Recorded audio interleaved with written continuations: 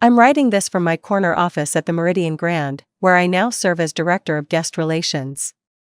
The irony isn't lost on me. Exactly 1 week ago, I was cleaning out my desk at the Continental Palace, convinced my 23-year career in hospitality was over. But I'm getting ahead of myself. Let me start from the beginning, because this story needs to be told properly. My name is Victoria Manning, and until 7 days ago, I was the head concierge at one of the city's most prestigious 5-star hotels. At 52, I had dedicated more than 2 decades of my life to perfecting an art that most people don't even realize exists. You see, being a true concierge isn't about standing behind a marble desk looking polished, though I did that too, in my custom navy blazer with the golden keys pin that took me 15 years to earn. It's about becoming invisible while being indispensable, about remembering everything while appearing to know nothing, about solving problems before they become problems. Let me paint you a picture of what my typical Tuesday looked like, because Tuesdays were always the worst. That's when Mr. Blackwood arrived for his monthly 3-day stay. Jonathan Blackwood, tech billionaire, philanthropist, and the single most demanding guest in our hotel's 127-year history. But also our most valuable. His yearly spending at our hotel alone exceeded the GDP of some small countries. At 5:47 a.m., I would arrive at the hotel, 3 hours before my official shift, because Mr. Blackwood's private jet landed at 6:15 a.m. every 4th Tuesday of the month. While the night staff was still rubbing sleep from their eyes, I was already coordinating with housekeeping to ensure his penthouse suite was exactly 68 degrees Fahrenheit, not 67, not 69, but precisely 68. The pillows had to be Hungarian goose down, arranged in a specific configuration, 2 standard, 1 king, with the decorative throw pillow removed entirely because the texture irritated his skin condition. The flowers were white orchids only, never lilies, never roses, never anything with a strong scent because he had severe allergies that could trigger migraines lasting for days. I maintained a direct line with our florist, and she knew to call me personally if white orchids weren't available. In 23 years, I never once let him walk into a room with the wrong flowers. His coffee was a custom blend that I had sourced from a small roastery in Colombia. The beans had to be ground exactly 11 minutes before brewing, steeped for 4 minutes and 30 seconds at 195 degrees Fahrenheit, served in bone china, never ceramic, never glass, with exactly 1 sugar cube dissolved, not stirred. The hotel kitchen kept a separate coffee setup just for him, and I personally trained 3 different baristas to prepare it correctly because Mr. Blackwood could taste the difference immediately. But the real complexity came with his evening entertainment.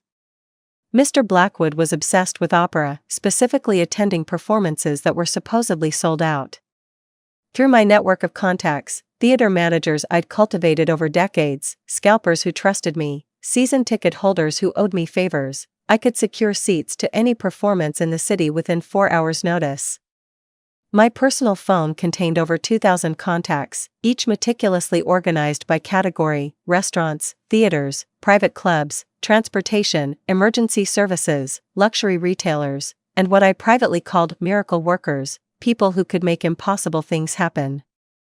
The notebook I carried wasn't just any notebook.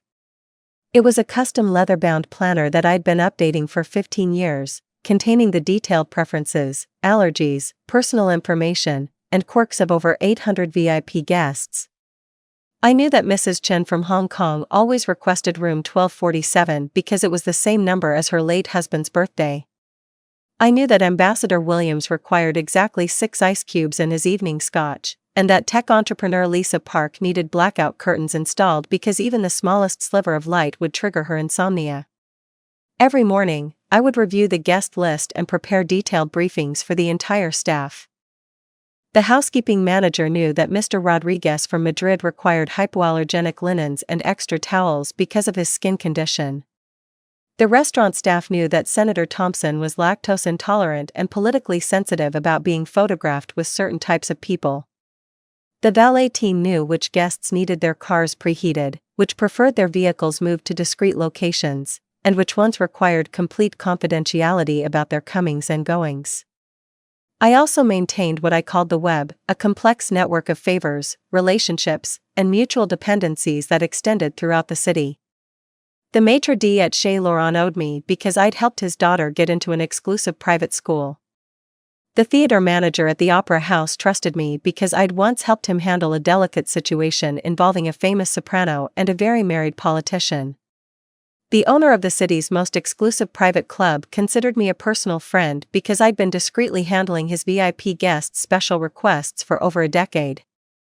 This network didn't just happen overnight, it was the result of 23 years of careful cultivation, of small favors given and received, of trust built one interaction at a time.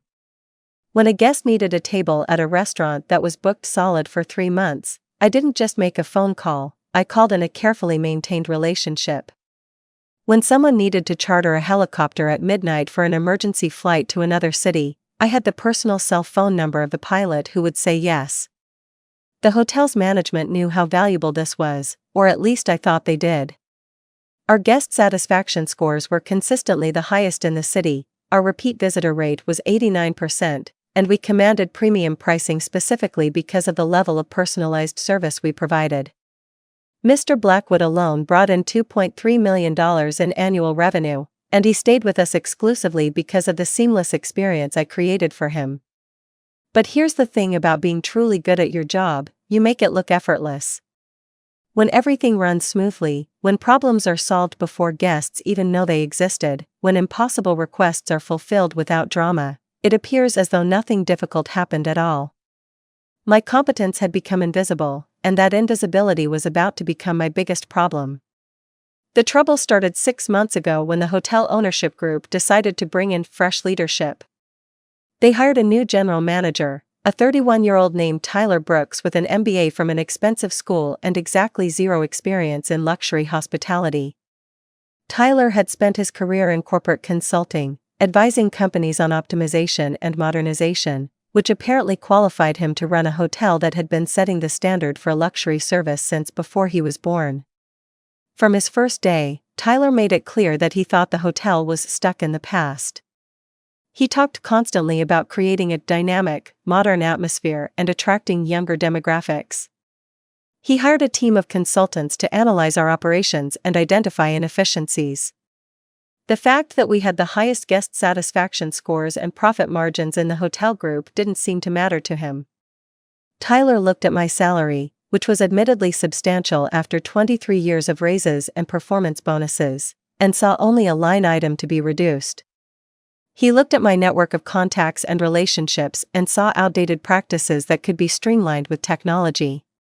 He looked at my detailed guest preference system and saw unnecessary complications that could be simplified with a basic customer database. What Tyler didn't understand was that luxury hospitality isn't about efficiency, it's about anticipation. It's about knowing that Mr. Blackwood will want opera tickets before he even asks, about having his favorite coffee ready before he reaches the lobby, about solving problems he doesn't even know he has. You can't automate relationships. You can't streamline trust. You can't modernize the kind of institutional knowledge that takes decades to accumulate. The writing was on the wall, but I tried to ignore it. I focused on doing my job, maintaining my standards, keeping my guests happy. I told myself that results would speak louder than Tyler's management theories. I was wrong. The end came on a Wednesday morning that started like any other. I arrived at 6 a.m. to prepare for a busy day. We had 3 VIP arrivals, 2 special event bookings, and Mr. Blackwood was due to check in that afternoon for his monthly stay. I had spent the previous evening confirming all the arrangements. The white orchids were ordered, the coffee beans were ground and ready, the opera tickets for that weekend's performance of La Traviata were secured through a contact whose season subscription included premier seating. At 8:30 a.m., Tyler called me into his office. He was sitting behind his oversized desk, wearing one of those expensive slim-fit suits that younger men think makes them look authoritative. His laptop was open to a spreadsheet, and he had that particular expression that consultants get when they're about to deliver what they consider brilliant insights. "Victoria," he said, not looking up from his screen, "we need to talk about your role here." I sat down, already feeling the knot forming in my stomach. "What about it?" "I've been analyzing our operational costs, and I think we need to make some changes." The hospitality industry is evolving, and we need to evolve with it. Our guests, especially the younger ones, expect a more contemporary experience. They want efficiency, not all this. He gestured vaguely.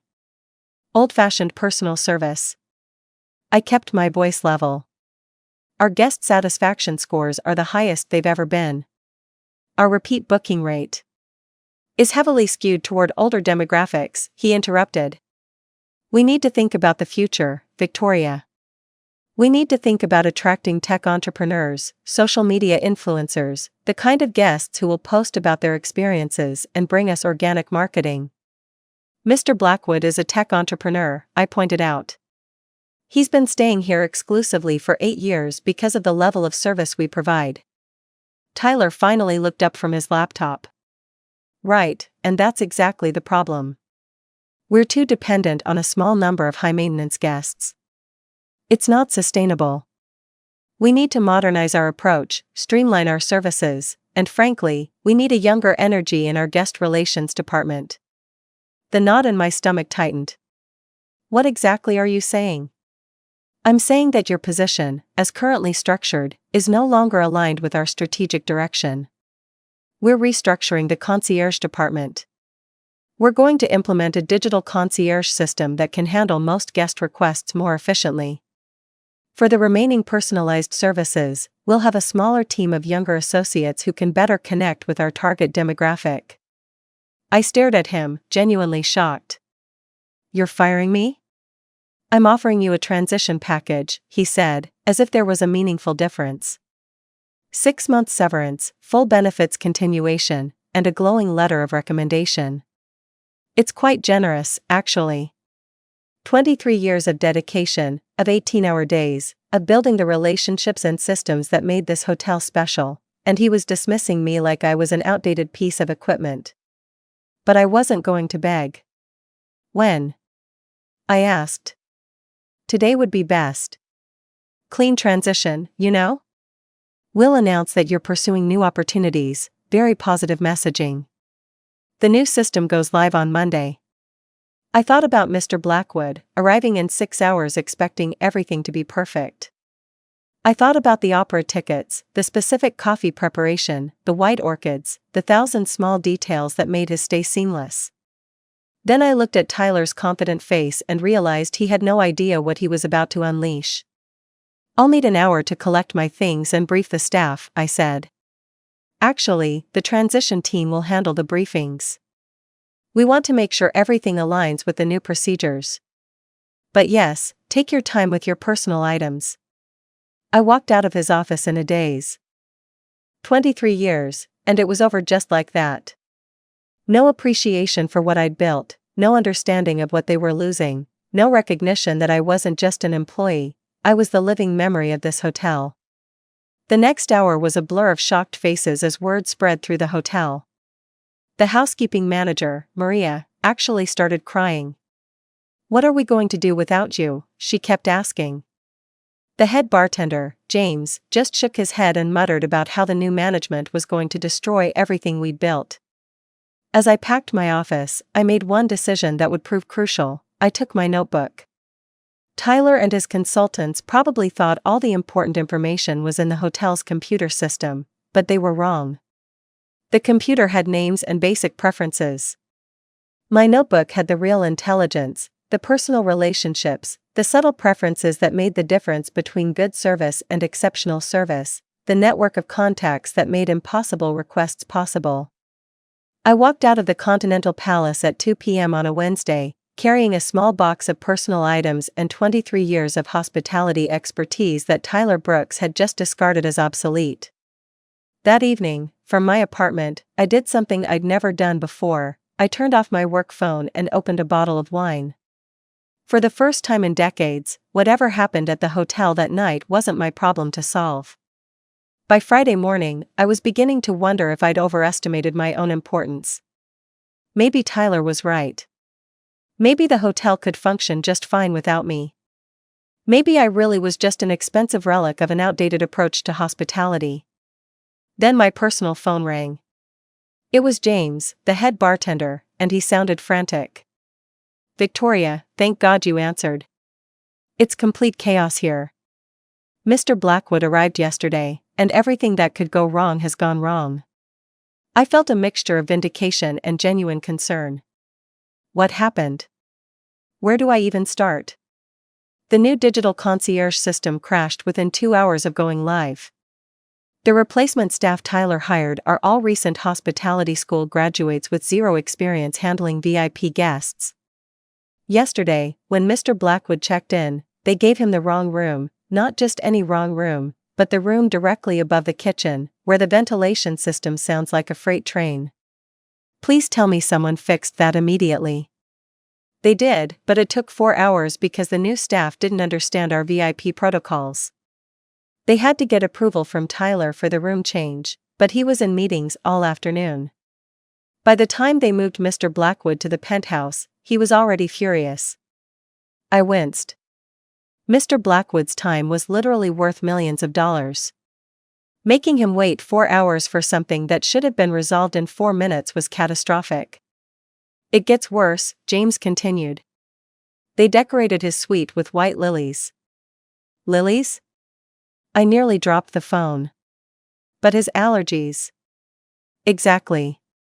He walked into his room and immediately started having a reaction. His assistant had to call a private doctor, and they gave him antihistamines that made him drowsy for the rest of the evening. He missed the board meeting he was supposed to attend. This was a disaster beyond anything I could have imagined. Mr. Blackwood's quarterly board meetings were scheduled months in advance and involved flying in executives from around the world. Missing one because of preventable allergies would have professional consequences that rippled far beyond just being inconvenienced. There's more, James said grimly. This morning, they brought him coffee. Please tell me they at least. It was regular hotel coffee. From the breakfast buffet. In a paper cup. I actually gasped. Mr. Blackwood's custom coffee ritual wasn't just a preference, it was a medical necessity. He had a condition that made him extremely sensitive to caffeine levels, and the specific Colombian blend we used was the only coffee he could drink without experiencing severe side effects. What did he do? He didn't drink it, obviously. But he asked for his usual coffee. And the new staff had no idea what he was talking about. They offered him the espresso machine menu from the restaurant. When his assistant explained about the custom blend, they said they could probably get some Colombian coffee from the kitchen. The level of incompetence was staggering. These weren't just service failures, they were demonstrations that the new staff had no understanding of what luxury hospitality actually meant.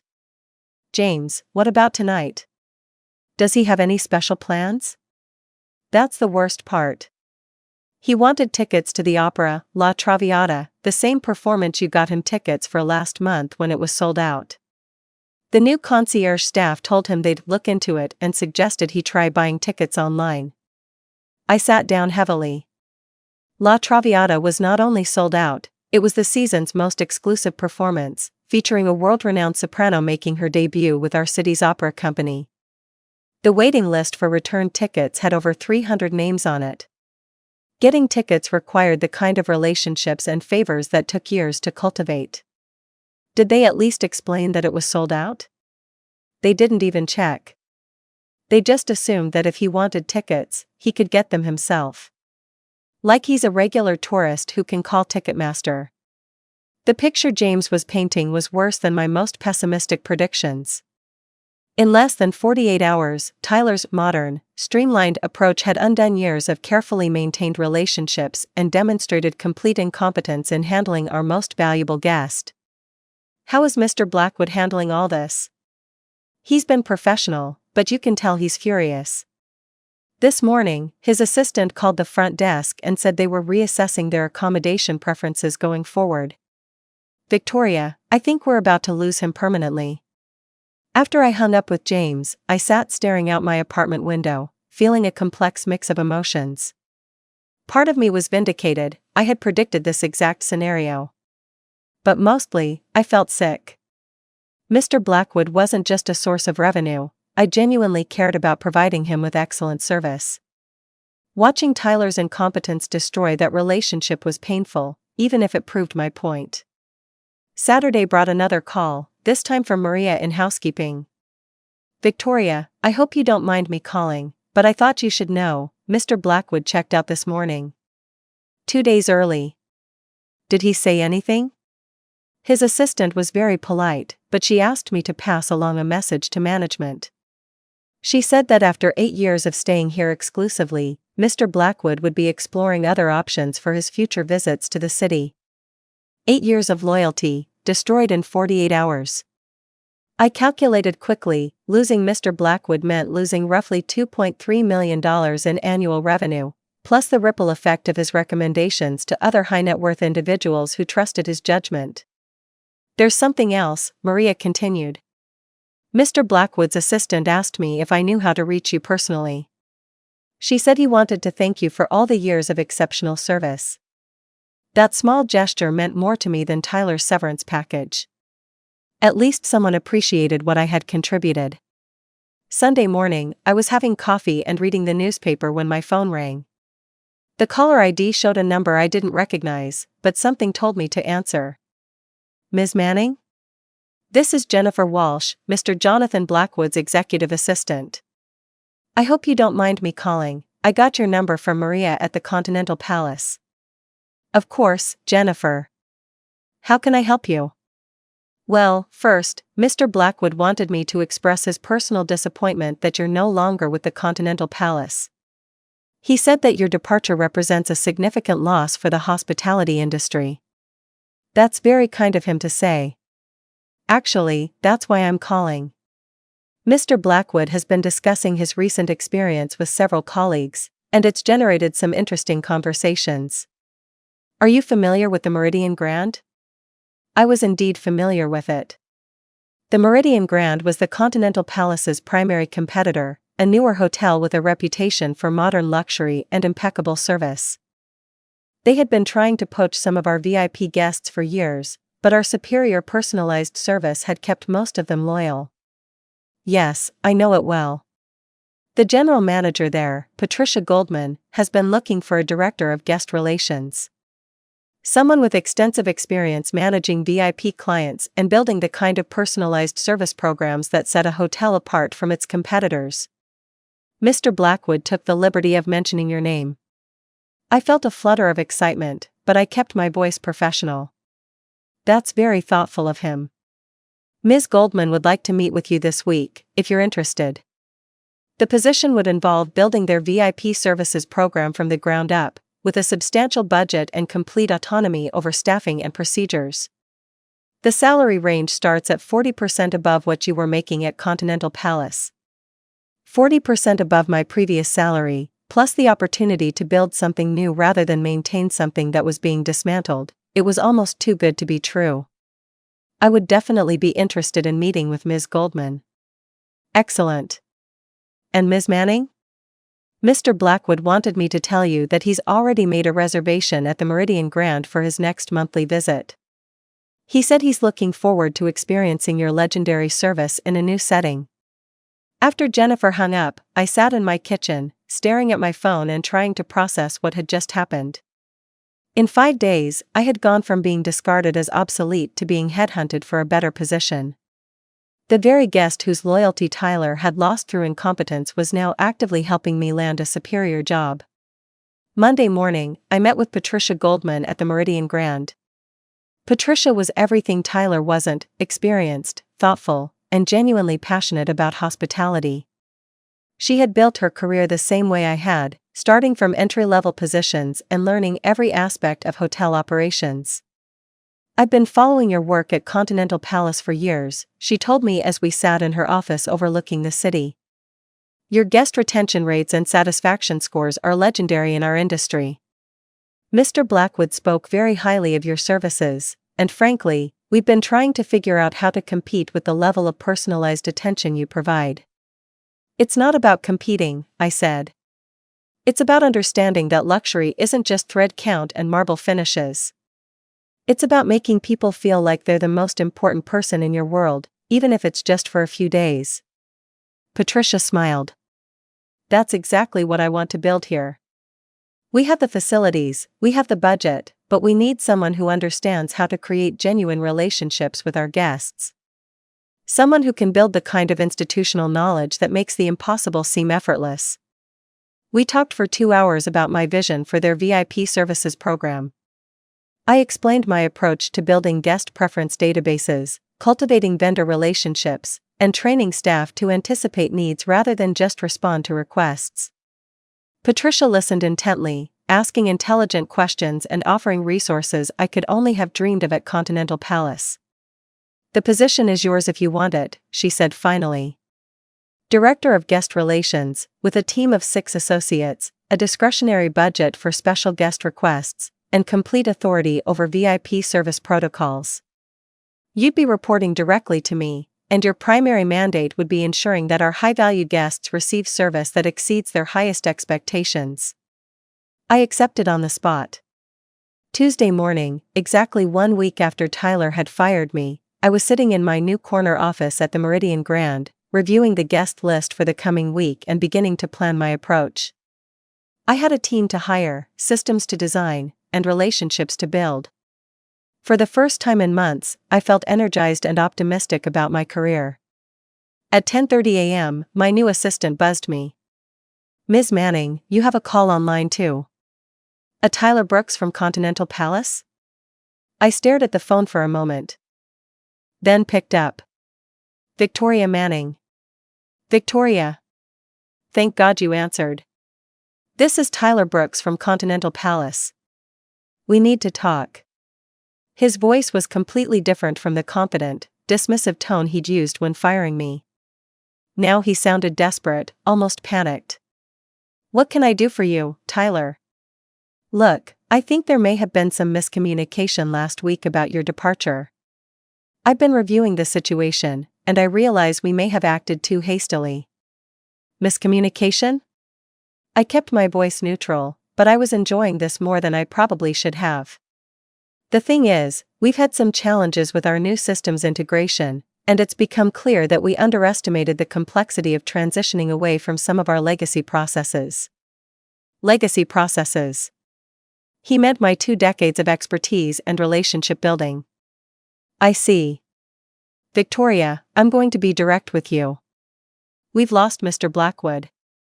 He's moved his business to the Meridian Grand, and his assistant made it clear that this decision was directly related to the service failures he experienced during his last stay. That's unfortunate. It's catastrophic. Mr. Blackwood generates over $2 million in revenue for us annually, and he's already started recommending the Meridian Grand to his network. We're facing the possibility of losing several other major accounts." I said nothing, letting him fill the silence. "Here's what I'm prepared to offer. I want you to come back. Same position, 25% salary increase, and complete autonomy over your department. No interference from me, no requirements to use the digital systems if you prefer your traditional methods. You'd have full authority to hire and train your own staff. 25% increase, complete autonomy, and the acknowledgement that my traditional methods were actually superior to his innovative systems. A week ago, this would have felt like vindication. Now, it just felt like too little, too late. Tyler, I appreciate the offer, but I've already accepted a position elsewhere." "Where?" The question came out sharper than he probably intended. "The Meridian Grand. I'm their new director of guest relations." There was a long pause. "You're working for Patricia Goldman?" "I am." "Victoria, whatever they're paying you, I can match it. Whatever benefits they offered, we can do better. You know Continental Palace, you built our VIP program from the ground up. This is where you belong." For a moment, I almost felt sorry for him. Tyler was young, he'd made a catastrophic mistake, and now he was scrambling to fix it. But his offer missed the fundamental issue entirely. "Tyler, this isn't about money. When you fired me, you told me that my approach was outdated, that the hospitality industry had evolved beyond personal service, that you needed younger energy to connect with your target demographic. You didn't just let me go, you dismissed everything I had built as irrelevant." "I was wrong," he said quietly. I can see that now. Maybe you were, but the damage is done. You've lost Mr. Blackwood, you've probably lost several other major accounts, and you've demonstrated to your entire staff that loyalty and expertise don't matter if they don't fit your vision of modern efficiency. Please, Victoria. Help me fix this. I looked out my office window at the city skyline, thinking about how to respond. A week ago, Tyler had made me feel like a relic, like my career was over. Now he was begging me to save him from the consequences of his own arrogance. I can't fix this for you, Tyler. But I can give you some advice. Stop thinking about hospitality as a business to be optimized and start thinking about it as a service to be perfected. Your guests don't want efficiency, they want to feel important. They don't want digital solutions, they want human connections. And most importantly, they don't want modern approaches, they want timeless excellence. Will you at least consider? No, Tyler. I won't. I'm exactly where I need to be. After I hung up, I sat back in my chair and smiled. Tyler's call had been the perfect conclusion to a very strange week. He had fired me for being too old-fashioned. Too expensive, too focused on personal relationships instead of scalable systems.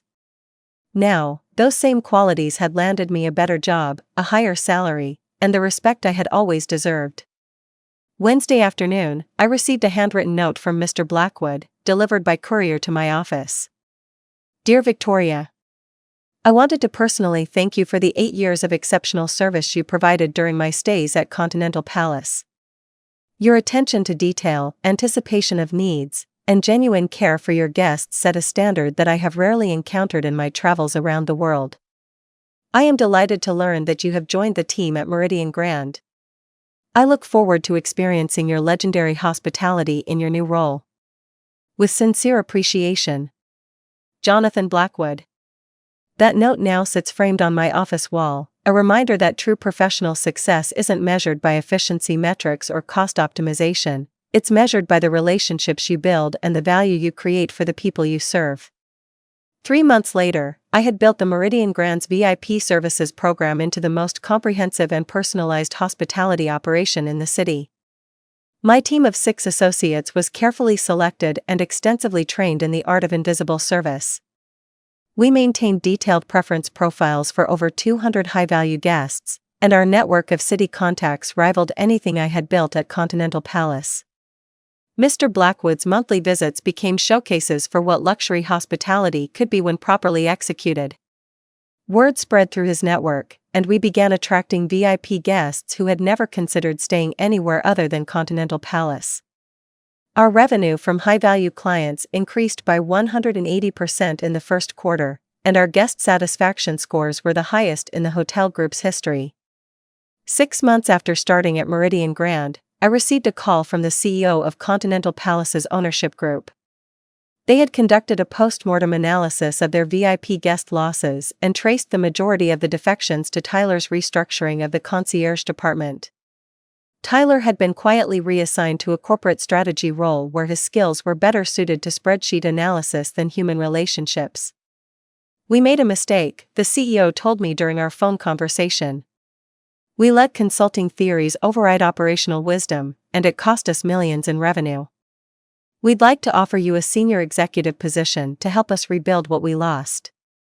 I thanked him for the offer but declined. I had found something at Meridian Grand that Continental Palace had never provided, genuine appreciation for my skills and complete support for my approach to hospitality. Patricia Goldman trusted my judgment, valued my expertise, and gave me the resources to excel at what I did best. Last month, I was promoted to Vice President of Guest Experience, with responsibility for all customer-facing operations at Meridian Grand. My salary is now double what I made at Continental Palace, and more importantly, I work in an environment where experience is valued over innovation for its own sake. The final chapter of this story came just last week. I was walking through the lobby when I saw a familiar face, Tyler Brooks, sitting in our bar, looking uncomfortable and nursing a drink. He saw me and stood up, clearly wanting to talk. Victoria, he said as I approached. I was hoping I might see you. Tyler. What brings you to Meridian Grand? Actually, I was hoping to speak with you. I wanted to apologize properly for how I handled your departure from Continental Palace. I was wrong about a lot of things, and I let my ego get in the way of good judgment. He looked older than when I'd last seen him, more tired, and definitely more humble. I could see that the experience had changed him, hopefully for the better. I appreciate that, Tyler. That takes courage. I learned a lot from that situation. About hospitality, about leadership, and about the difference between managing numbers and managing people. I'm in a different role now, one where I think my skills are better suited. I'm glad you found something that works better for you. Victoria. What you built at Continental Palace was remarkable. I should have recognized that instead of trying to fix something that wasn't broken. I hope you can forgive my arrogance. I looked at this young man who had turned my professional life upside down, and I felt no anger, no resentment, no desire for revenge. His apology didn't change what had happened, but it didn't need to. I had already moved beyond needing his validation. Tyler, you don't need my forgiveness. You were doing what you thought was best for the hotel. We just had very different ideas about what that meant. For what it's worth, I think you were right. About everything. Thank you for saying that. But honestly, your opinion doesn't matter to me anymore, not because I don't respect you, but because I don't need external validation to know my own worth. We shook hands, and he left. As I watched him walk away, I realized that his apology had given me something I hadn't expected, confirmation that I had finally reached a place where other people's opinions of my work, positive or negative, didn't define my sense of professional value. Today, as I write this from my corner office, I can see the Continental Palace across the street. Their occupancy rates have recovered somewhat, but they never regained the reputation for personalized service that took decades to build. Meanwhile, Meridian Grand has become the preferred destination for discerning travelers who value genuine hospitality over trendy amenities. The lesson I learned from this experience isn't about revenge or vindication, it's about understanding the difference between being needed and being valued. At Continental Palace, I was needed. My skills kept operations running smoothly, my relationships generated revenue, my expertise solved problems.